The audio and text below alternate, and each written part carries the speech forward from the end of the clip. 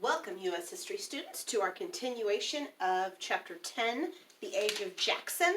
We are going to be talking about Section 2 today, which is a section that talks about Jackson's administration. It begins on page 326. So if you don't have your book out, you should have it out. So stop what you're doing, go get your book, go get your notes, and then come back and start me again. All right. When we talk about history, a lot of the things that we talk about are almost repeats. History tends to repeat itself over and over and over again. And one of the things that was true then and is also true now is that what region of the U.S. you lived in really affected how you thought about things. These regional differences continue to have an effect on politics now, and they had an effect on Jackson's administration then. Back then, the U.S. was divided into kind of three main sections: the North, the South, and the West. If you look on page 327 in your book, you've got a handy little chart here, but let's talk about that. The North, we're going to talk about it first. The North had an economy that was based on trade and based on manufacturing. And so if your economy is based on trade and manufacturing, you are generally okay with tariffs. Why do you think that would be?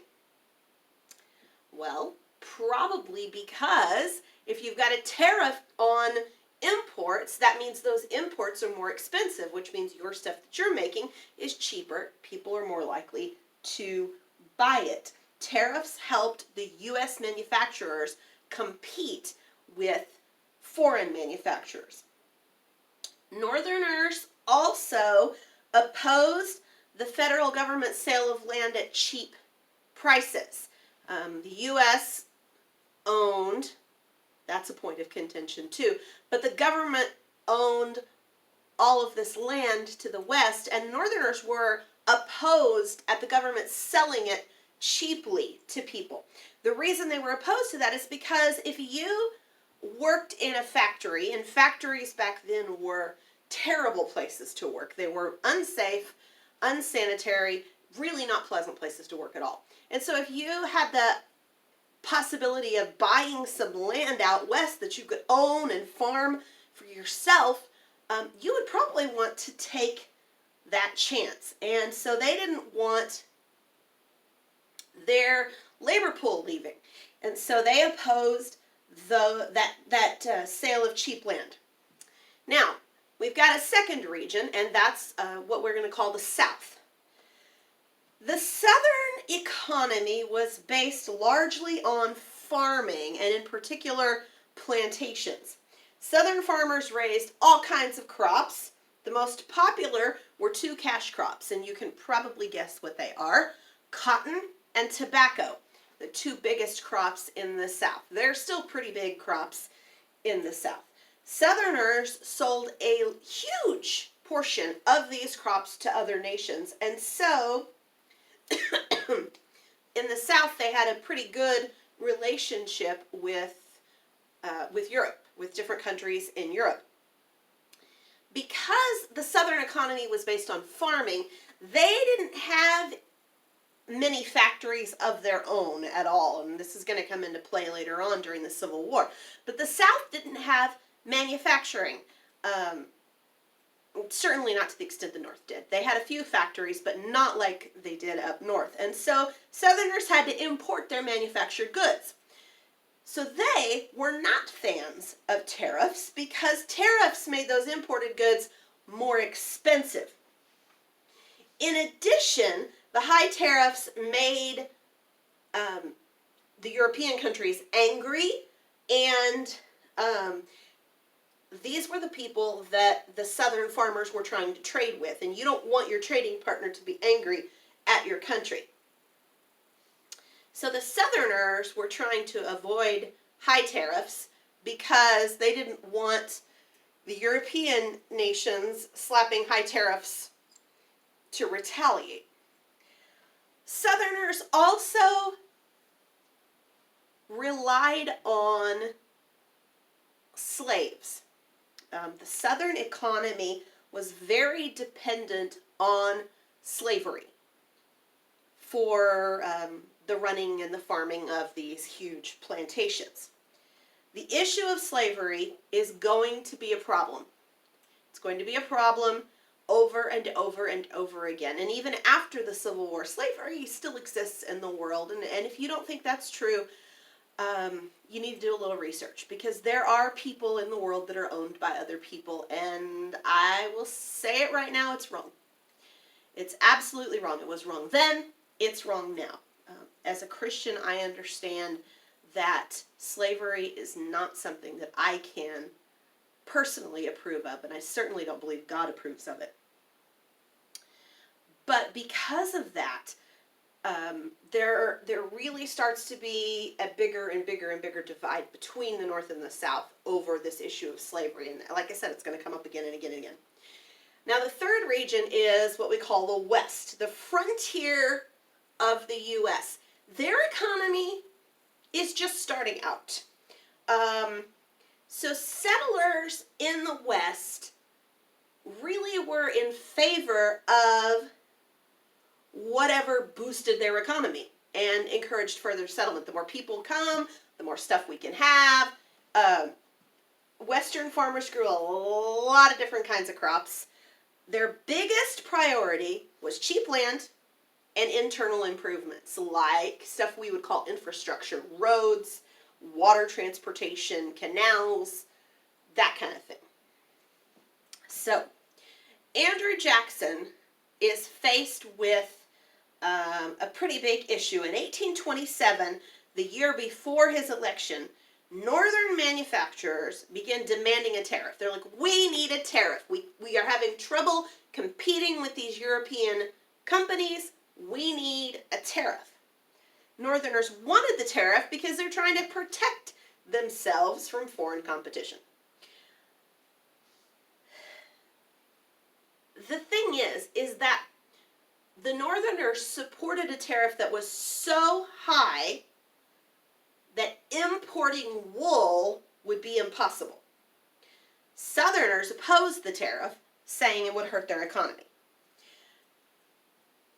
Right before Andrew Jackson took office, Congress placed a very high tariff on imports. Southerners called it the Tariff of Abominations. That was not the actual name, but it's come to be known as that down through history, and that's what, even we call it in our history book. They were absolutely outraged. This is one of the things that got John Quincy Adams in trouble. He signed the tariff legislation even though he didn't fully support it. He supported a tariff, but maybe not this one. Presidents tended to reserve veto power for things that they believed violated the Constitution. They didn't just veto things just because they didn't like it. If it didn't violate the Constitution, they didn't tend to veto it. Signing this tariff, this piece of legislation, really dug John Quincy Adams's political grave, so to speak. This sectionalism, this divide between the different nations in the U.S.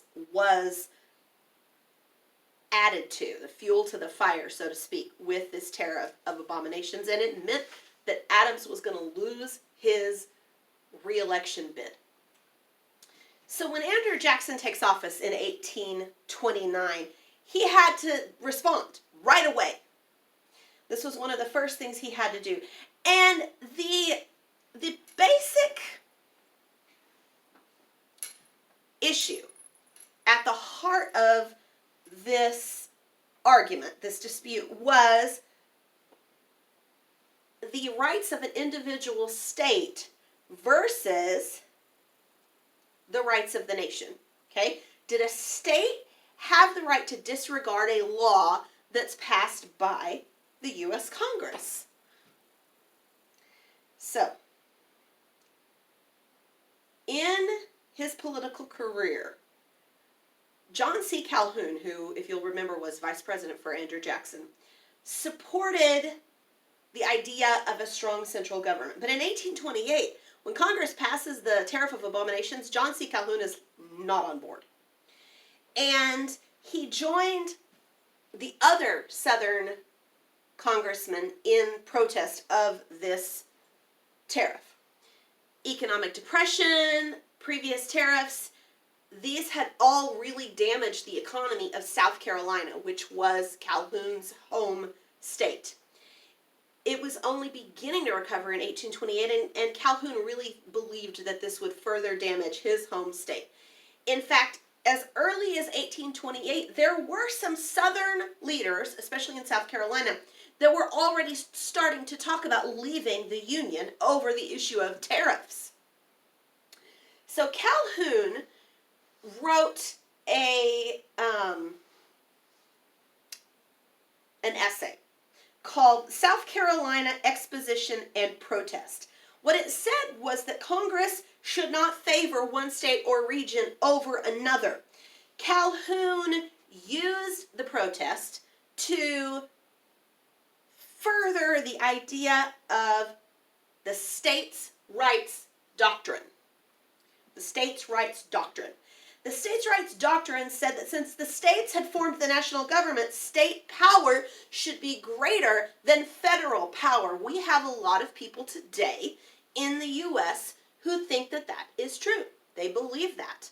I am not sitting in judgment on them as to whether that's right or wrong, but we have a lot of people who do in fact believe that states' rights should trump national rights. It's an interesting debate, and there are some good points on both sides. John C. Calhoun believed that the states had the right to nullify any federal law that they felt was unconstitutional. Now you look up here and you see I've got the word nullify and I've got the definition here. So the first definition is to make legally null and void, invalidate. Null means nothing, okay? So if you nullify a law, you make it legally nothing. To make of no use or value, to cancel out. John C. Calhoun believed that states had the right to nullify any law that Congress passed that they thought was unconstitutional. Now, this theory, even for states' rights advocates, this theory is pretty extreme, and it was a very controversial view. It drew a bunch of challenges and some pretty strong challenges.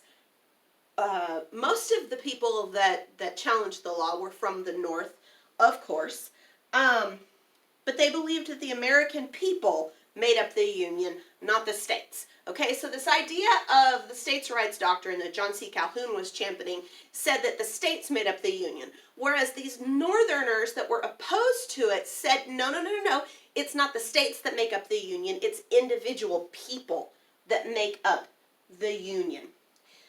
This conflict between supporters and opponents of nullification got bigger.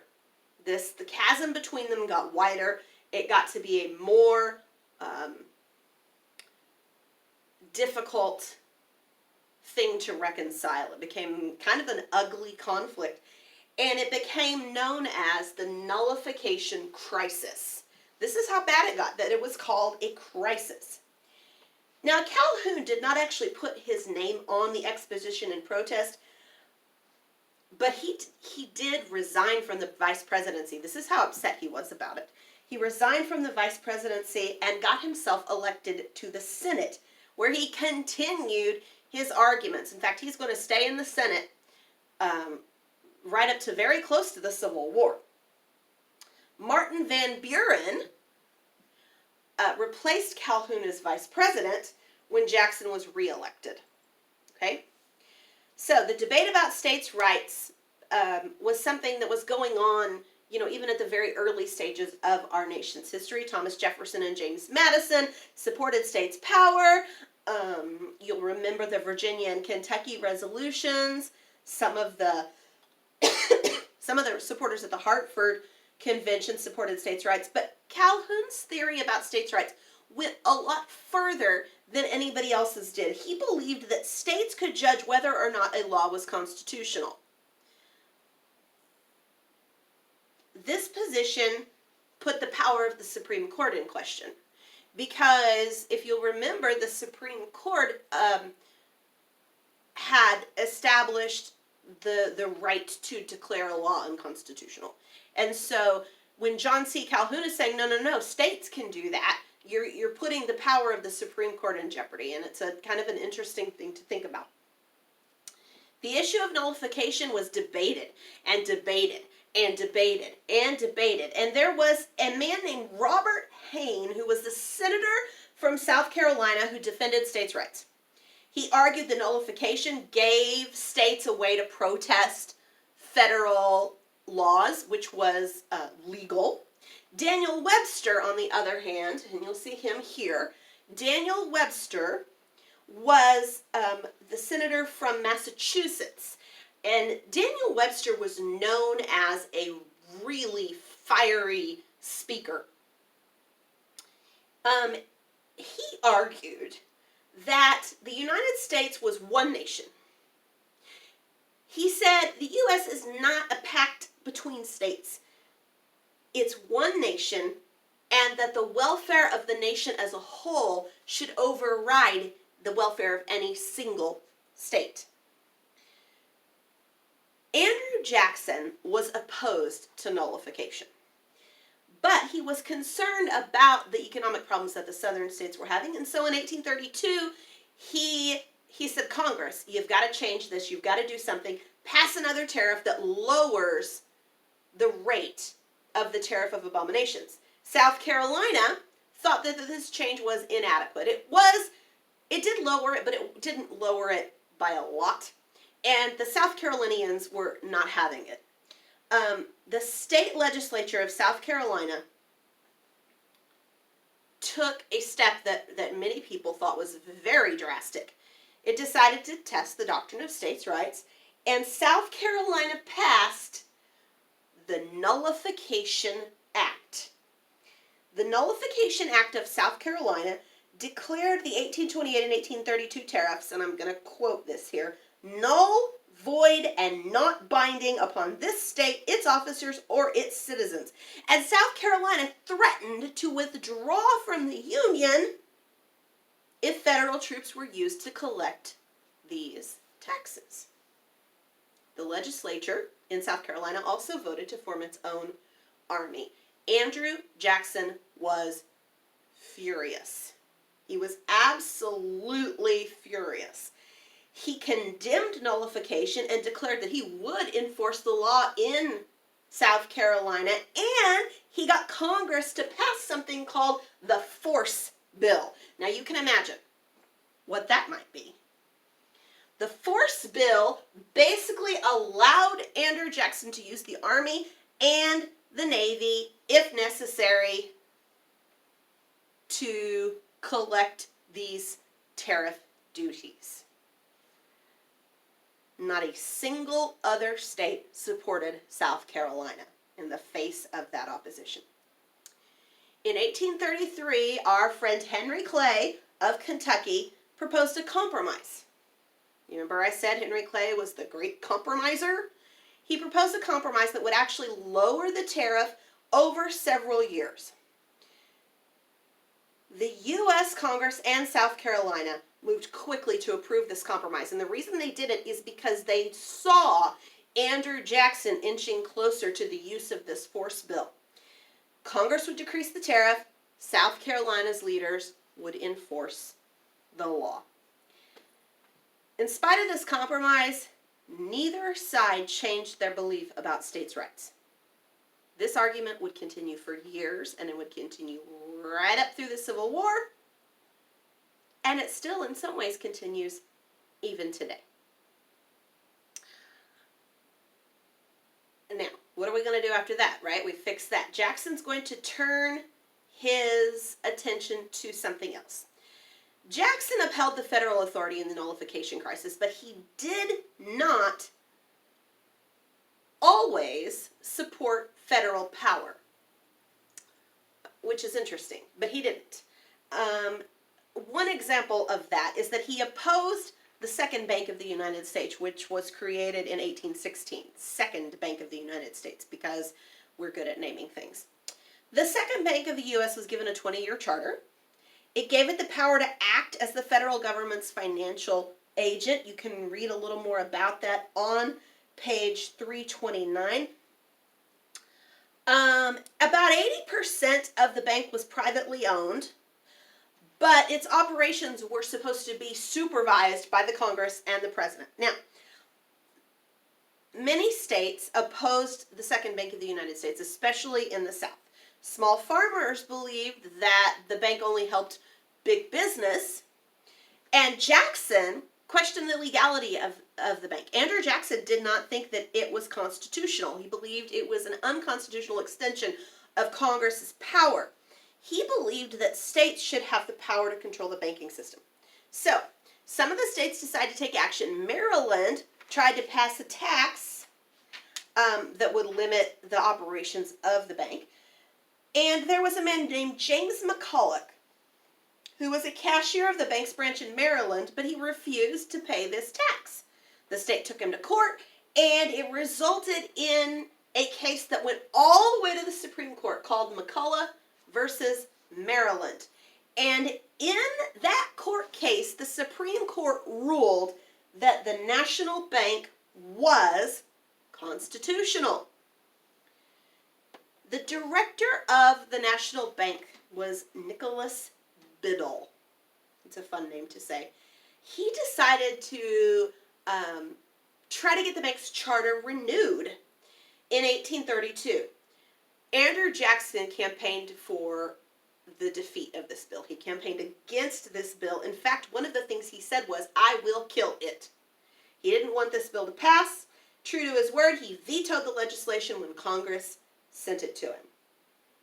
And you'll remember, according to the Constitution, if the president vetoes a bill, 2/3 of Congress, they have to vote again, and 2/3 of Congress has to approve it. Congress could not get that majority needed to override the veto, and so it didn't.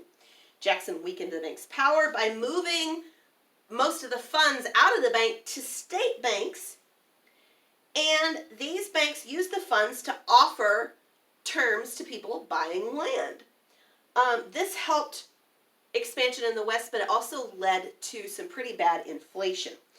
In the summer of 1836, Andrew Jackson tried to slow this inflation down. He tried to, rein it back in. He ordered Americans to use only gold or silver. He said paper, state bank notes could not be used to buy government land.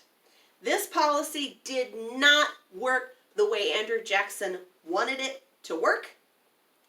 He did improve the economy by lowering the national debt, but his federal policies opened a lot of doors for some big economic trouble. I have always found it somewhat ironic that Andrew Jackson is on the $20 bill when his financial policies as a president were so disastrous. Jackson was still popular in 1836, very popular, but he chose not to run. And so the Democrats nominated his vice president, Martin Van Buren. Now you may say, wait, Mrs. Hanson, he'd already been president twice. That's right, but the Constitution did not have the amendment that said a president could only be president for 2 terms.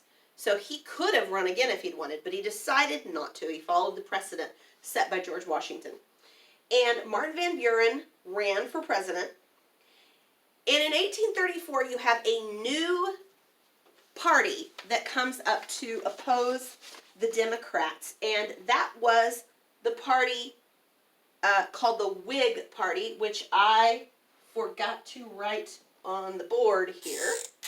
So it's going to go right in here. I missed that somehow. Sorry about that, guys. The Whig Party, Whig, W-H-I-G. They got their name from a political party in Great Britain. The Whig Party liked the idea, favored the idea, pushed for the idea of a strong Congress and a weak president.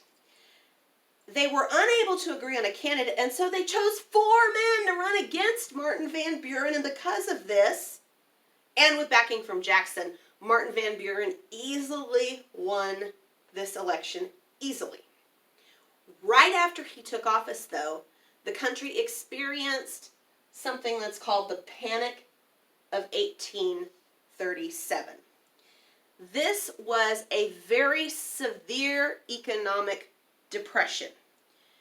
All of the policies set up by Andrew Jackson for the banks and his unsuccessful attempt at stopping inflation contributed to the panic, but people blamed Van Buren instead of Jackson, who they should have blamed.